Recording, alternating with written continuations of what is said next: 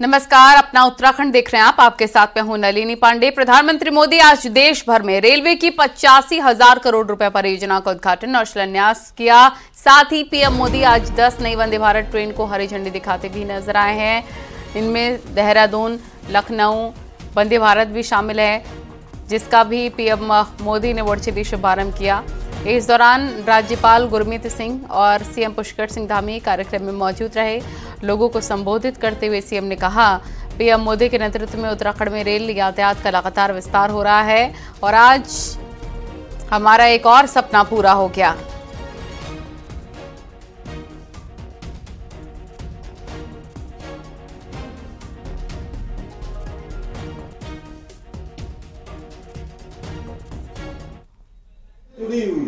जिस भी सुविधा की मांग आदरणीय प्रधानमंत्री से करते हैं, वह सब एक के बाद एक हमको मिल जाती है, क्योंकि आदरणीय प्रधानमंत्री जी हमारे अभिभावक की तरह हमारी बातों को स्वीकार करते हैं।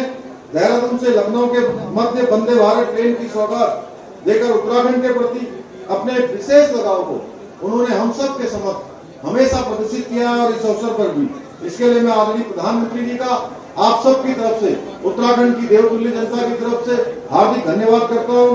अब आदरणीय प्रधानमंत्री जी के नेतृत्व में उत्तराखंड में पहाड़ तक ट्रेन पहुंचने का सपना भी सच होने जा रहा है। कर्णप्रयाग से ऋषिकेश जो ट्रेन लाइन का काम चल रहा है, बहुत तेजी से आगे बढ़ रहा है। जल्दी उसमें भी ट्रेन का संचालन होगा। यह भी हमारे लिए एक स्वप्न के साकार होने के समान होगा। बहुत गर्व की बात है कि मोदी जी ने हमें इस ट्रेन का इनॉग्रेशन पास दिया। हम यूट्यूबर को बहुत बड़ी उपलब्धि है जी कि देहरादून से आज राजधानी लखनऊ नवाबों के शहर को ये ट्रेन इतने कम समय में दूरी तय करने वर्ल्ड क्लास की एयरपोर्ट जैसी सुविधा के साथ दी जा रही है। मेरे बहुत अच्छी ट्रेन है और देहरादून को इसकी बहुत ज़रूरत थी जी। जैसे पहले दिल्ली के लिए अनंत विहार के लिए दी है, वैसे ही ये बहुत सक्सेसफुल होने की पूरी उम्मीद है हमें। नई हमारी यहाँ से ट्रेनें प्रारंभ हुई है। लाल कुआं से अमृतसर के लिए हुई है, दिल्ली से देहरादून के लिए वंदे भारत एक्सप्रेस चली है, टनकपुर से देहरादून के लिए चली है। और आज उत्तर प्रदेश की राजधानी लखनऊ और उत्तराखंड की राजधानी देहरादून से वंदे भारत एक्सप्रेस प्रारंभ हुई है। निश्चित रूप से इस ट्रेन के चलने से हमारे दोनों ही राज्य के लोगों को बहुत बड़ी सुविधा मिलने वाली है और बड़ा अच्छा आवागमन होने वाला है। लोग लखनऊ से 8 घंटे में देहरादून पहुंचेंगे और देहरादून से 8 घंटे में लखनऊ पहुंचेंगे।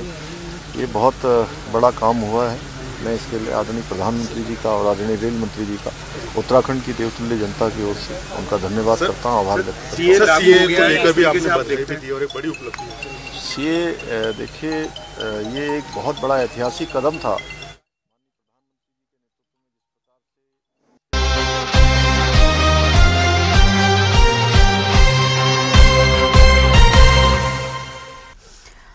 और सोमवार को बीजेपी केंद्रीय चुनाव समिति की दूसरी बैठक हुई और बैठक में पीएम मोदी, अमित शाह, राजनाथ सिंह मौजूद रहे। दूसरी लिस्ट के उम्मीदवारों के नाम पर देर रात तक मंथन हुआ। सूत्रों के हवाले से खबर है कि बीजेपी आज उम्मीदवारों की दूसरी लिस्ट जारी कर सकती है और बताया जा रहा है कि उत्तराखंड की बची 2 सीटों पौड़ी और हरिद्वार पर भी उम्मीदवारों की सूची जारी कर सकती है। बता दें कि बीजेपी ने पहले ही उत्तराखंड की 3 सीटों पर अपने उम्मीदवार घोषित कर दिए हैं।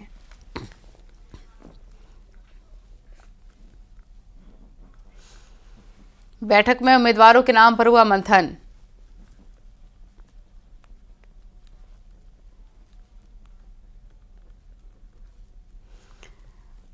तो आपको ये बड़ी जानकारी दे दें कि बीजेपी की सीईसी की सोमवार को मीटिंग हुई। केंद्रीय चुनाव समिति की बैठक में पीएम मोदी, अमित शाह, राजनाथ सिंह मौजूद रहे। दूसरी लिस्ट के उम्मीदवारों के नाम पर देर रात तक मंथन भी हुआ और खबर ये भी है सूत्र के हवाले से कि बीजेपी आज उम्मीदवारों की दूसरी लिस्ट जारी कर सकती है।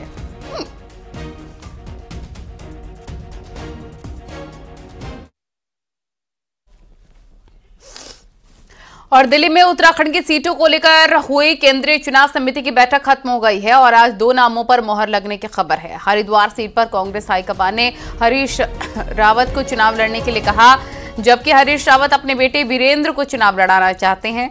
वहीं जो 5 सीटों पर संभावित नाम केंद्रीय चुनाव समिति को भेजे गए थे वो सभी नाम न्यूज़ 18 के पास मौजूद हैं। सीईसी को जो संभावित नाम भेजे गए हैं उसमें हरिद्वार सीट से हरीश रावत का नाम, अल्मोड़ा पिथौरागढ़ सीट पर यशपाल आर्य का नाम भेजा गया। यशपाल आर्य अभिनेता विपक्ष हैं।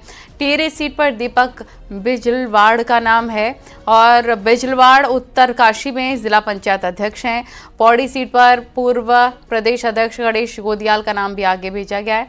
नैनीताल उधम सिंह नगर सीट पर रणजीत रावत का भी नाम भेजा गया है। तो कल ये मीटिंग हुई थी जिसमें कांग्रेस के संभावित उम्मीदवार जो हैं वो सामने आए। हरीश रावत का हरिद्वार के लिए कहा गया है। कल इस पर ये चर्चा हुई, कल इस मीटिंग में ये निष्कर्ष निकला है।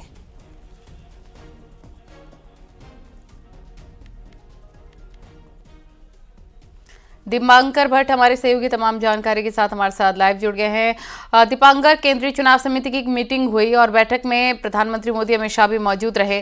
अब आने वाले चुनावों के लिहाज से बीजेपी की रणनीति स्पष्ट होती हुई नजर आ रही है, जिस तरह से नामों का ऐलान किया गया है उम्मीदवारों के।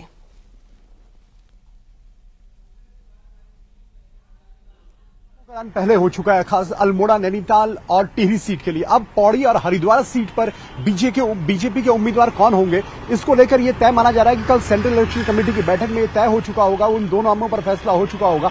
अब जो बीजेपी की लिस्ट आ जाने की उम्मीद जताई जा रही है उसमें ये दोनों नाम होंगे। पौड़ी से अगर बात करें तो पूर्व राज्यसभा सांसद अनिल बलूनी जो राष्ट्रीय मीडिया प्रभारी है बीजेपी के, उनका नाम यहाँ खास चर्चाओं में है। इसके साथ पूर्व मुख्यमंत्री त्रिवेंद्र सिंह रावत का नाम भी पौड़ी सीट को लेकर चर्चाओं में है। दोनों नेताओं का ताल्लुक डिस्ट्रिक्ट पौड़ी से है। 14 विधानसभा क्षेत्र और वहां पर 13 विधायक इस समय बीजेपी के हैं, तो वहां से पार्टी किसको चेहरा बनाती है ये भी उस लिस्ट में तय होना है। और दूसरा हरिद्वार सीट, हरिद्वार में पूर्व मुख्यमंत्री रमेश पोखरियाल निशंक सांसद है 2 बार से, तो इस बार क्या कोई रिप्लेसमेंट होता है और हरिद्वार में किसको यहां पर पार्टी उम्मीदवार बनाती है, क्योंकि हरिद्वार के समीकरण बाकी पहाड़ी उत्तराखंड के जिलों के समीकरण से थोड़े अलग है। वहां पर मुस्लिम वोट बैंक भी है, वहां पर दलित वोट बैंक भी है, वहां पर उत्तर प्रदेश से बॉर्डर से लगी हुई सीट है, उसका एक प्रभाव होता है। तो वहां पर पार्टी किस चेहरे के साथ जाएगी, क्या पहाड़ के किसी चेहरे को हरिद्वार में उतारा जाएगा या हरिद्वार के लोकल क्षेत्र से किसको वहां उम्मीदवार बनाया जाएगा, ये बहुत कुछ हरिद्वार पर टिका है। तो हरिद्वार की पिक्चर बिल्कुल और महत्वपूर्ण बात यहाँ पर ये भी है क्योंकि कांग्रेस की तरफ से भी मीटिंग की गई है और नामों पर मंथन चल रहा है। स्पेशली आप हरिद्वार सीट का जिक्र कर रहे हैं तो कांग्रेस में भी इसी को लेकर पेच फंसा नजर आ रहा है। हरीश रावत को उतारा जा सकता है। हरीश रावत कह रहे हैं कि वो अपने बेटे वीरेंद्र को चुनाव लड़ाना चाहते हैं। हरिद्वार बहुत टिपिकल सीट है और हरिद्वार जैसी सीट पर जहां हरीश रावत सांसद रह चुके हैं, हरीश रावत वहां से हरिद्वार ग्रामीण से चुनाव हार चुके हैं, उनकी बेटी इस समय हरिद्वार ग्रामीण से विधायक है, तो हरीश रावत के मन में क्या है यह भी पिक्चर क्लियर पूरी तरीके से नहीं है। हरीश रावत को अगर पार्टी लड़ाना चाहेगी, क्योंकि अब सीईसी की बैठक हो चुकी है, अब पूरा फैसला प्रभारी और राष्ट्रीय अध्यक्ष को लेना है कि हरिद्वार में उम्मीदवार कौन होगा, तो पार्टी हरीश रावत के साथ जाएगी क्योंकि बड़ा चेहरा है। कांग्रेस को इस वक्त यह पता है कि उसकी स्थिति बिल्कुल भी उत्तराखंड में ठीक नहीं है। कांग्रेस के लिए सिर्फ और सिर्फ एक बड़ी चुनौती यहां पर अपने वजूद को बचाना है, अपने वोट बैंक को सस्टेन करना है, इसलिए हरिद्वार सीट। नैनीताल सीट पर इसी तरह भुवन कापड़ी और रणजीत रावत में से पार्टी किसके साथ जाएगी ये देखना होगा। लेकिन जो बाकी 3 सीट है जिसमें दीपक बिजलवाड़ जो जिला पंचायत अध्यक्ष है उत्तरकाशी के, यमुनोत्री से कांग्रेस के टिकट पर चुनाव लड़ चुके हैं, उनका नाम लगभग तय माना जा रहा है। गणेश गोदियाल जो पूर्व प्रदेश अध्यक्ष रह चुके हैं, 2022 का चुनाव उनके नेतृत्व में लड़ा गया, उनका नाम पौड़ी से तय माना जा रहा है। और यशपाल आर्य जो नेता विपक्ष है उनका अल्मोड़ा से नाम तय माना जा रहा है। और अगर ऐसा होता है, अगर हरीश रावत को टिकट नहीं मिलता है, उनके बेटे वीरेंद्र रावत को टिकट मिलता है, तो 2019 के बाद 2024 में 5 के 5 चेहरे कांग्रेस के नए चेहरे होंगे, जबकि बीजेपी के जो 3 चेहरे अभी अनाउंस हुए वो पुराने चेहरे हैं। अब यानी कि अभी काफी कुछ तय होना बाकी है। दोनों पार्टियों के बीच में पशोपेश की स्थिति बनी हुई है। आने वाले चुनावों को लेकर मंथन का दौर भी जारी है। बहुत शुक्रिया आपका दीपांकर तमाम जानकारी पहुंचाने के लिए।